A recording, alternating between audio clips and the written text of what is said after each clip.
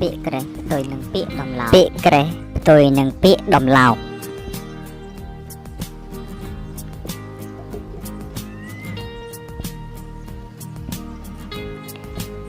ពាក្យខ្មៅផ្ទុយនឹងពាក្យស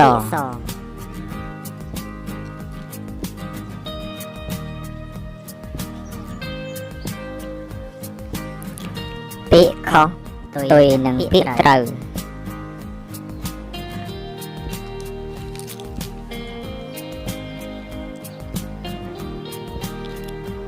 ពាក្យខាតផ្ទុយនឹងពាក្យចំណេញ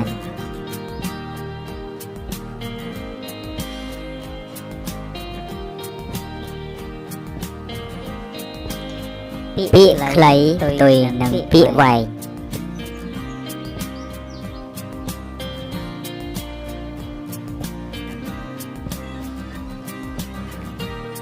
ពាក្យខ្ជីខ្ជាផ្ទុយនឹងពាក្យព្រឹត្តព្រាន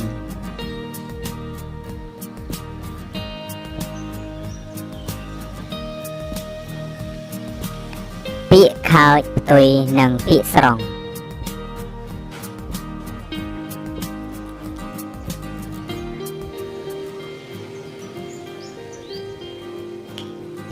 ពាក្យរុកៈរុផ្ទុយនឹងពាក្យលហុ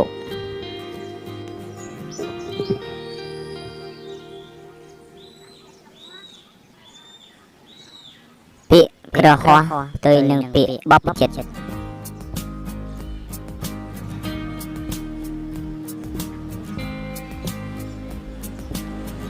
ពាក្យចន្ទកតិផ្ទុយនឹងពាក្យសុរិយកតិ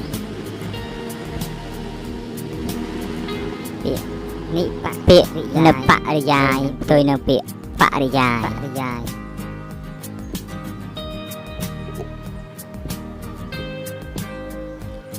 ពាក្យទុរយោផ្ទុយនឹងពាក្យកិត្តិយសពាក្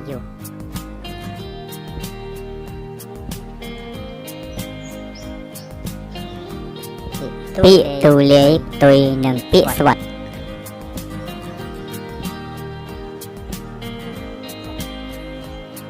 ពាក្យទូលំទូលាយផ្ទុយនឹងពាក្យចង្អៀតចង្អល់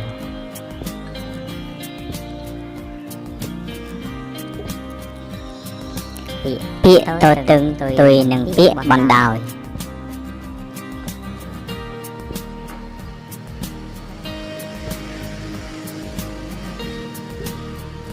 ពាក្យទុកផ្ទុយនឹងពាក្យសក់